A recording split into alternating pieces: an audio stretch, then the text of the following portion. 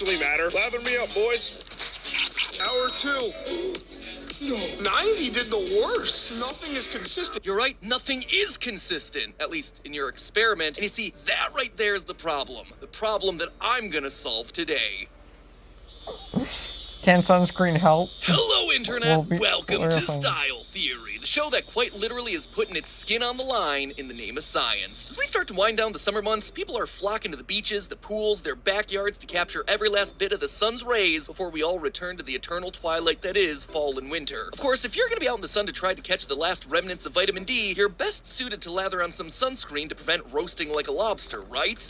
Well, not everyone thinks so. I'm sure we all have at least one person in our life who just doesn't believe in sunscreen. My mom, for instance, famously doesn't think that sunscreen works, and her upgrading to an SPF 8 was a huge moment in her character arc. But she's certainly not alone in thinking that. According to one study, 11% of Americans wear sunscreen every day, but a whopping 46% never wear sunscreen at all. Of course, making your own choice to not wear sunscreen is one thing, but it becomes entirely different when you start telling others to follow your lead. If you're wearing sunscreen, you're literally putting chemicals all over your body and then laying in the sun. This is why I stopped wearing sunscreen. Because if I put a bunch of chemicals into my skin and then I lay out into the sun, it's like baking chemicals into my skin. Can I just say that I love the fact that she says this in front of a pool full of chlorine, a chemical compound which helps keep the water behind her clean. You know, H2O, another chemical compound. But all joking aside, I kind of get where they're coming from. ignore the Looking fact across that these they're videos, the swimming in overwhelming chemicals. complaint stems from the large quantity of hard-to-pronounce chemicals that are put into our sunscreens that are foreign to the average consumer, specifically octocrylene and avobenzone. Here's the thing though, both of those have been approved for use by both the FDA and the European Commission as being safe to use. In addition, while a recent study did find that there is some absorption of these and other sunscreen ingredients into the bloodstream after application, the study also directly pointed out, and I quote, "These findings do not indicate that individuals should refrain from the use of sunscreen." No, the real threat that sunscreen seems to pose is less directed at us and more at marine wildlife. According to the National Park Service, 14,000 tons of sunscreen enter coral reefs every year.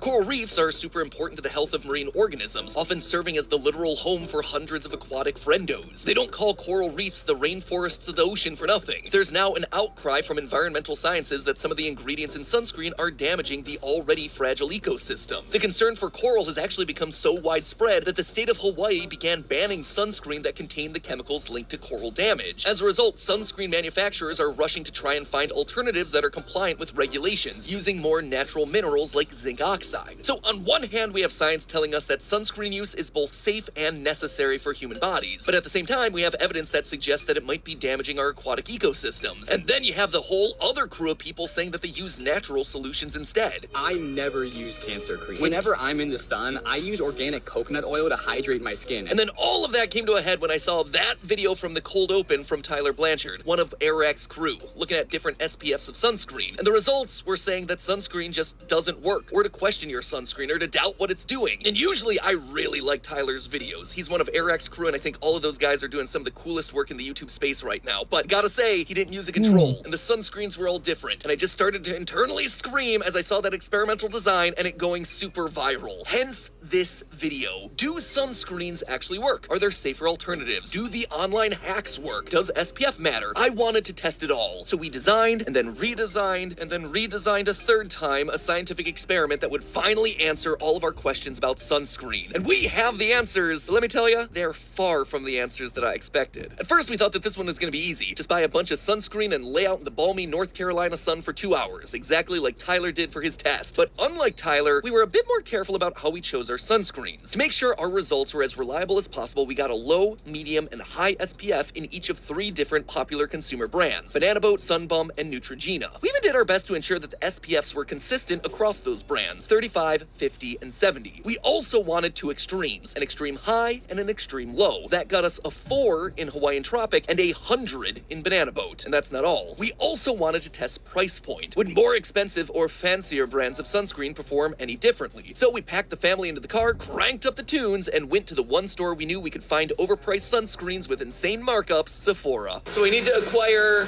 some fancy sunscreen to get the true range. We've got some low tier, we've got some mid tier.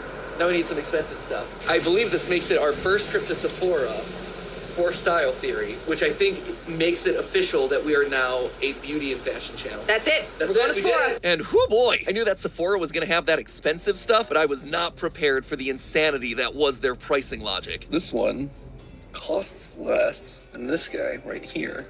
It has a higher SPF. It works longer, 80 minutes versus 40 minutes, so double the time. Yeah, but this is a gel. So there's a high premium put on sunscreens that don't show up on your skin, that don't leave like a white sheen on your face or on your skin so that you can just be dewy. And so this one is a gel, and it's supposed to specifically go on sheer and totally scentless on all skin types. Hey, fun fact, turns out you can get away with charging double the price for something that's less protective, but is clear and odorless. Score. We also learned that luxury brands aren't immune from using wacky gimmicks to sell their effectiveness. It has something called wet force and something called heat force. Oh man, wet force and heat force?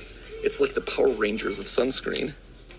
We are definitely paying Power Ranger prices. We left with a Supergoop 40 and a Shiseido 50. Then to round out our sunscreen set, we wanted to include a mineral formulation, one without all the extra chemicals that everyone's so concerned about, to see if that possibly made a difference. And just when you thought it was impossible to rub any more substances into my body, we wanted to test some of the anti-sunscreen hacks. Whenever I'm in the sun, I use organic coconut oil to hydrate my skin. We went with the Do Monday morning lectures leave you feeling drained and struggling to take effective notes? Are you having trouble staying focused during late hours? Sun, I use organic coconut oil to hydrate my skin. We went with the coconut oil, but we also tried avocado because we saw that come up in a lot of internet blogs. And lastly, we tried mayonnaise for the memes. Is mayonnaise an instrument? No, Patrick, it's not. But you know what? Maybe it's sunscreen. We're about to find out. I can feel this is very sweaty back here. I'm glad our team isn't doing this because this is someone you love, man. Find someone in your life who will rub a series of sunscreens across your sweaty back. For the content.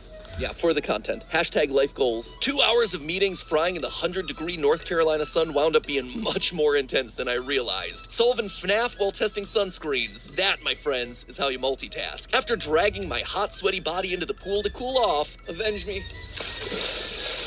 It was time to analyze our results, and here they are. And in case you need any help deciphering those results, here's a handy diagram to overlay what sunscreens corresponded to what parts of my back. And immediately you can start to see some really interesting trends here, right? You see it? No, you're not seeing anything? Well, good, because there's apparently nothing to see. I was dumbfounded because scientifically this didn't make any sense. Right there, smack in the middle of my back, we left a control, a patch of skin with no lotion on it, and it went unchanged. A result that makes no sense when you zoom out and see this hot red portion of my back down here that I missed while covering the zone outside the realm of the test with SPF 50. But why? What happened? Well, turns out that my sweaty back wasn't just ruining Stephanie's day, I think it was ruining our experiment as well. My best guess here is that all the sweat on my back might have contaminated the test results, mixing into an unholy soup of lotion that protected my back, but ultimately burned the data. But that wasn't all that failed us in the first round. We also realized that there was an issue with the sun. While I stayed perfectly still, the sun, moved, which created an uneven toasting across my back. So we were left with two options. We could scrap this episode and say, we tried, or we could head back to the drawing board, broaden our understanding of sunscreen, and salvage the theory. Looking at the runtime, I think you can tell which option we chose. Also, this is a great time to mention, don't try this at home. Seriously, do not. Leave the exposing your... Yeah, we're just not gonna try this at home, and I'm just not gonna